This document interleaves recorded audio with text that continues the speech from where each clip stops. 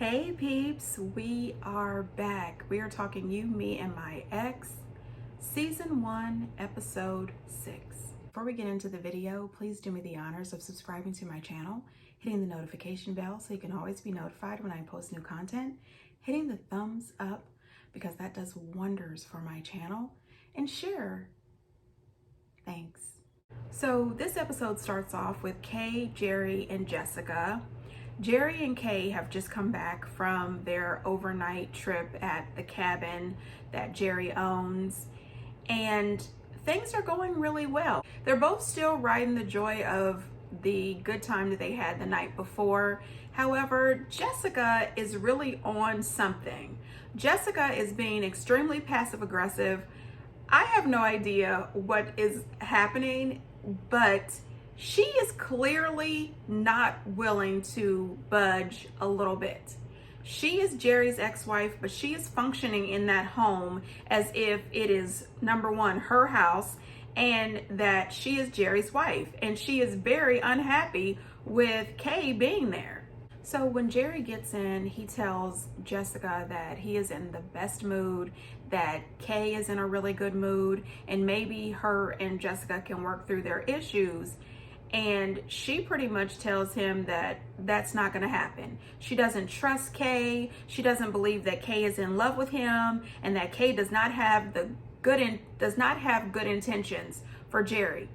Now here's the thing. Okay, first of all, that's not your business what's happening in his relationship. You are the ex.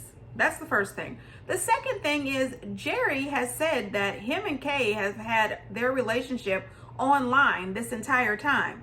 He has also said that he's not in love with Kay. He's just in extreme like, which I think he means extreme lust. So why should she have to be in love with Jerry? Jerry is clearly enjoying his position. Jerry is getting his cake and eating it too. He's got his hot little young immature girlfriend who is now living in the house with his mature but childish and passive aggressive ex-wife who is there mothering his children, the young and the adult children that are living in his house. He is just sitting there as if he's the king and he's got his little harem. Buddy, shut up, both of you, okay? I am done with Jessica and Jerry. And Kay LeVay, girl, what have I been saying? What have I been saying, peeps? I have said multiple times, girl, go home. Just go on home. This is not the place for you. So it turns out that Jessica lets us know that Kay LeVay reminds her of the other women that Jerry cheated on her with, young and immature. I said, oh, now the truth comes out. So Jerry was a cheater and he liked younger women. And you know what? My thing is this, even though I'm saying that Kay can move out, so can Jessica. Girl, bye. If you are so unhappy, go ahead and pack your bags and go about your business. You know what I mean? Why stay there if you're so unhappy? You can move and set up visitation with the children, because those kids, all of them, lived there with Jerry as a single father until he got sick. And then you stated you only moved in to take care of him and the children until he was back up and running. Jerry seems to be back up and running. Okay, you could go. You could go. So Jerry and Kay sit down for a little lunch, and Kay is asking him about being more comfortable sleeping in his bed. She doesn't want to sleep downstairs in the basement by his son's room on this air mattress. So her and Jerry have this conversation. So you can take my room. That's fine. I want you to be comfortable. So, yay! I'm out of the basement. I'm gonna finally be sleeping in the same bed as my man. Hey, Saya, what do you think if we let Kay stay in our bed and maybe we camp in the basement? Okay. That'd be cool? Okay. What the Okay, so all of her happiness was gone really quick. And before he even mentions it, I'm yelling at the TV. I said, Kayla, did you hear what he said? He said you could take his bed. He didn't say he was going to be in bed with you. And later in the episode, Jerry makes this comment. I think she thought that she was going to be sleeping in my bed. Yeah, that wasn't going to happen. What? What did you think? When somebody who is supposed to be your boyfriend asks you to move in with him, you would automatically assume that you were going to sleep in the same bed with this guy. I mean, maybe I'm crazy. Maybe watching these shows has driven me nuts. I'm ready to I'm tired. Oh my God, go home. Jerry is downstairs setting up the air mattress and everything for him and his daughter who still sleeps with him. And I'm thinking, how old is too old for your little girl to still sleep with you? Daddy, you know? And when does Jessica say, okay, you've got your own room, it's time to be a big girl and sleep by yourself? I don't get it. But anyway, she's downstairs and she's telling Jerry that it's not right for you to be down here on this air mattress, and how dare her make demands. She should never make demands upon you. You were recovering. You need to have a good night's sleep. Your doctor said you need a good night's sleep, and she should be ashamed of herself. She's just not open-hearted and warm like we are. She doesn't understand us, and she's such a toxic person. You know what? One thing I can say, Kay LaVey is loud, she's obnoxious, she's childish, she's immature, but that girl is not toxic. The only person who's giving out toxic is Jessica. Anyway, Jerry is again playing the middle. He's on Kay's side when he's talking to Kay, but he's on Jessica's side when he's talking to Jessica. And then if him and Jessica and Kay are talking, he is firmly on Jessica's side. This man is full of crap. Kay, go on home. But the thing is, Kay comes downstairs right when they're in the middle of their conversation, and she asked Kay about Jerry sleeping on that air mattress. I'm asking you to be the bigger person and do the right thing. That's beautiful, and I tried that for the few couple of days, but my back's hurting sleeping on this, you know what I mean? All right, now look, I did not appreciate Kay's response. Listen, you're being on the air mattress versus this man having some sort of medical condition being on the air mattress is a different situation. You should show a little compassion for that. However, she was trying to get Jerry to understand that he doesn't have to be on this air mattress. Nobody has to be on the air mattress. Your daughter could be comfortable in her princess bedroom by herself, and him and Kay could be in his nice bed in his room. But that's not an option. It's clear that Jessica doesn't want that, and neither does Jerry. And Kay says that she thinks it's just that Jessica doesn't want her upstairs with the family. She wants her downstairs in the basement. Actually, she wants her out of that house. So things got worse. Kay says, well, since I have you both here, I'm going to ask you a question. And she just came right out and she asked them, are you two sleeping together? Have you had sex anytime since you have been here these last 10 months nursing him back to health? And Jessica had an attitude. Oh my gosh. She says, I'm not getting involved in you and Jerry's situation. And if you don't trust him, that's your problem. You are not about to put your insecurities off on me. Okay, so maybe I'm an actress. I don't know. Anyway, back to my regular voice. I got really passionate, right? Anyway, Jerry says, no, there is no sex. Okay, I'm acting again. Anyway, Jerry says no, they are not having the sex. I don't know if I believe it. This woman is acting up. Kay was very upset with the way Jessica was acting. And Kay tells her that it's fine, whatever. I'm going to do what I've been doing, pretending that I don't even know you.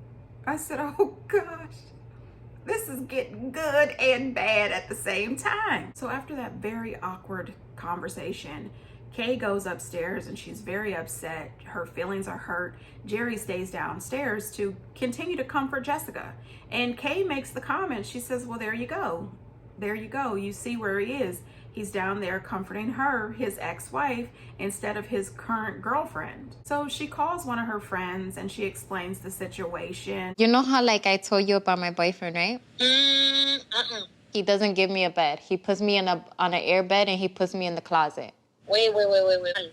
I swear to God, Mama. No, que te puso en el closet. That day, the first day. Eso está mal. That's wrong.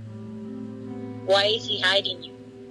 If he truly cared about you, he wouldn't be putting you in a closet. ¿Entiendes eso? Yes. Yes. You sacrificed so much to be with him. Yes. Mama, ¿necesitas que vaya por ti? Yes. Listen, I'm a sucker for tears. And I totally understand it. But as I've said before, she's too immature. She's too young for this type of situation. I am not mature enough for this type of situation. There's no way that I can move in with my boyfriend, his ex-wife, and his children. It's not appropriate, number one. It's too much for those children. And I'm not sleeping in the basement on an air mattress next to your 21-year-old son. I'm not doing that. I mean, what? I'm not sleeping in your closet either. This is ridiculous. So her friend offers to come and pick her up. And she tells her, you know, this is not right. This is not normal. Do you get this? It's time for you to go. And I said, all right, friend, with some common sense. Okay, I appreciate that. It's time to go, babe. Pack your stuff. Go on home. Go on home and get some love from your mama. This is not okay. Is that her? Hey, Jerry. Oh, gosh. Yeah? I'm leaving. Why? Is that... She's trying to get to you, Jer. I don't want you to leave. She's manipulating you, Jer. I'm manipulating? Bitch, I'm not you. I'm not you, sweetie. He's never gonna be happy because you're in his corner trying to keep him all to yourself, you weirdo. I don't know that Jessica's for me being happy. I don't want you to leave. And I also don't want to disrupt my ex. So basically you want your cake, you want to eat it too. No. Jessica and I are friends. So She's giving you like a proposition. She's trying to manipulate you. Because she doesn't care about your health. That's why I said she doesn't love you. She doesn't. Well, hold on. I do care about his health. Do not put that in my mouth. I'm a very caring person. You know I did all what I did at the cabin because of that. So do not say that out your mouth, period. We were having a conversation. I don't care. I don't care. You can excuse yourself. I don't care. I don't care. I don't care. Jessica, I don't care. No period, son. Period. Bitch, I know you want me to leave, but you clearly don't want to say that you want me to leave. Like, she's doing that on purpose. That annoying as to me. Bitch, you don't like me. Bitch, just say that. Period. Do not say anything that I never said before. I didn't say you said anything, but we're having a private conversation. I don't care. Just don't ever say that, period. You know, I have always stated on multiple occasions that I do not condone or promote violence. I really don't. But if I was Kay LaVey, at this moment, Jessica may have gotten popped. I am so sorry. I would have popped her. Girl, don't play with me. I'm telling you, old Pia with a lowercase p, would have popped out and I would have let her have it. And the only thing that would have stopped me from lighting old passive-aggressive Jessica's butt up is the children. There's children in the house. So, you know, that would keep me off her butt.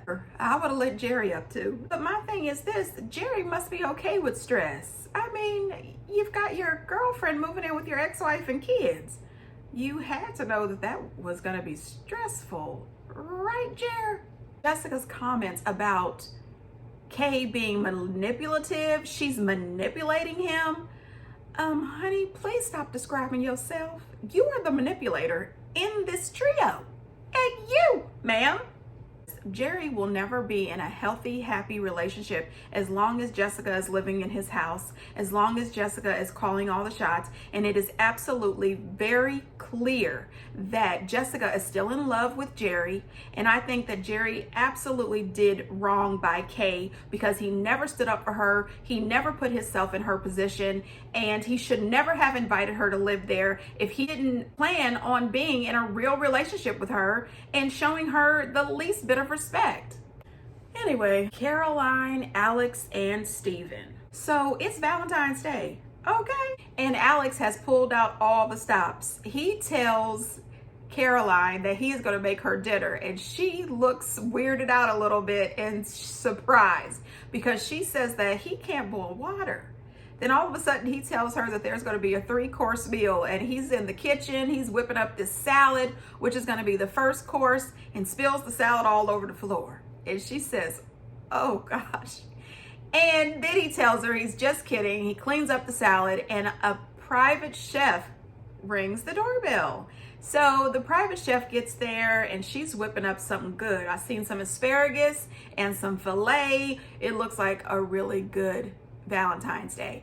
I mean, there was balloons and flowers everywhere. He had all kinds of gifts for Caroline, and I thought, that is so sweet. And it has been a long time since I had a special Valentine who bought me all kinds of balloons and flowers and things. Oh my gosh. I'm not about to get depressed on here. Anyway, moving on. So right in the middle of this very sweet, very romantic dinner, Steven calls. Nice FaceTime Valentine's Day call. And I said, oh my God, Steven, what are you doing on this phone? So Steven being on the phone really sets a bad taste in Caroline's mouth. And she says, well, why doesn't Steven just join us for dinner? And Alex sets the iPad on the table so Steve can be the third of their dinner. And finally, I think with the looks on her face, Alex got the point, and he told Steven, thank you so much for calling me, you know, happy Valentine's Day, I'll talk to you later, and he hangs up. One thing that I did think was funny, before Steven's FaceTime call, he sat down with his iPad and he was talking to Caroline about buying her mom a tracksuit. I thought it was hilarious. He found a really cute tracksuit that you could wear with heels, so it's a little classy. And he buys it. He says, what size is your mom? We're going to buy this right now. Now listen, if they can get her bougie mama in a tracksuit, hey, they have won me over at that point. You know, with Steven interrupting dinner and everything, she was really starting to get upset by it. And she says that it's her breaking point. She needs to have a conversation with Alex about making boundaries for Steven. But the next evening, she went out on a girls' night, and all of her girls had so many questions about her relationship with Alex and Steven. They don't understand it. They do not get it. And it is a no-go, ma'am. They are not here for having a man talking to his ex every day, all day. No matter if it's an ex-girlfriend or an ex-boyfriend, that is a no-go. And let me just go ahead and tell you the same. If I'm dating someone and he's talking to his ex on a regular basis, we are not together anymore. We are through. Okay? Add me to your list of exes. The only thing is don't call me. Don't call, don't text, don't write, don't stop by my place. Okay? Don't mail me anything. I'm good. I'm just saying, I don't play that. I think maybe we need some boundaries. Can you elaborate?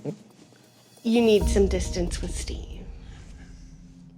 He needs to kind of, I don't want to say disappear, because if he does disappear, I'd feel really, really bad. But maybe he just needs to find someone else. I am his friend still. Yeah, and you can still be friends. But with boundaries. But with boundaries. And from a distance. 6 feet? More. More. Zip codes. I want to do anything that's going to make you happy. Because when you're happy, I'm happy. One thing I can say that I do love about Caroline and Alex, their communication is really, really good. Their communication is on point. She was very clear that she needs some distance. She told him she needs some zip codes distance. The only thing is you could see his face and you could tell Alex is not ready to give up Steven. He is not. However, I do appreciate that he told her that he wants her to be happy, and if it would bring happiness to her to have Steven take a step back and to put boundaries up between the two of them, he would absolutely do it. And at the end of the episode, you see him nervously calling Steven to set up a face-to-face meeting with Steven to establish these boundaries. My thing is this, I don't care what anybody says. At the end of this, Caroline is going to be the one that's hurt. I kid you not. They can try to act as if it's Steven. It's Steven. He won't give up Alex. It's Steven. No, it's Alex and Steven. It's Alex and Steven. Because she had made the point. She says, why doesn't Steven just get his own person? Get his own man? Why is he, in our relationship? You know why? Because he is clearly getting something from talking to Alex. Alex, maybe not on camera, he is not acting as if, he's propelling this relationship with Steven. But I guarantee you, off camera, he is giving Steven some sort of hope. Him and Steven have something going on behind the scenes. I am sure of it. Otherwise, first of all, Steven, you're being disrespectful. This man is in a relationship with Caroline for 2 years, and they live together. Why are you calling so much? Let it go, buddy. Bye-bye. Bye-bye. We good. We good with you, Steven.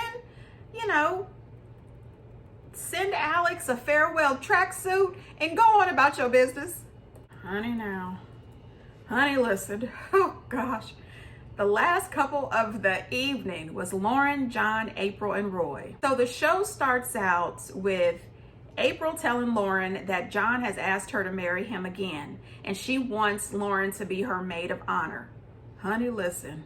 Lauren starts the crying. She is so excited. She says, oh my gosh, April, you're my best friend. Oh my God, anything for you. And April tells her that she loves her so much. She is her best friend. She is her partner in crime. She is her podcast co-host, and everything she does in her life, she wants to do it with her. And I said, oh gosh, what's going on here? Then she mentions that ever since she told Roy that John has asked her to remarry him, Roy has left. He left North Carolina and went back to base where he's stationed in California. She says that he sent her a text message. In the text message, he told her that she has ruined his life. She has ruined him for other women, and he is not coming to her wedding, and she hasn't heard from him since. Now, the thing is this, she also makes a comment in this episode that she wants Roy to be a part of her life and be in her life in every aspect of her life for the rest of her life, and that she is afraid that if Roy gets a new girlfriend or a new wife, he won't be a part of her life anymore. I said, you know what? You selfish ass woman. Sorry about the cursing. But really, woman? Really? I mean, you have cheated on him, married the next door neighbor, moved the next door neighbor into his home, and you don't want him to be happy? You don't want him to find his own wife, his own happiness? You are selfish. I can't stand a selfish person. My mom used to say to me all the time when I was a kid, she says, there's no fish worse than selfish. And I stopped being selfish when she told me that. After I laughed first because that was a little funny, but she was serious. And so, stop being selfish, girl. Anyway, they go out wedding dress shopping. Now, the whole time that they are wedding dress shopping, the whole conversation pretty much is centered around Roy. I tried to see if I heard John mentioned. Not a lot. They mentioned John maybe once or twice. She even mentioned Jimmy, which was her first husband. I said, oh my gosh, we've heard about Jimmy 3 times. And we hear about Roy the whole time.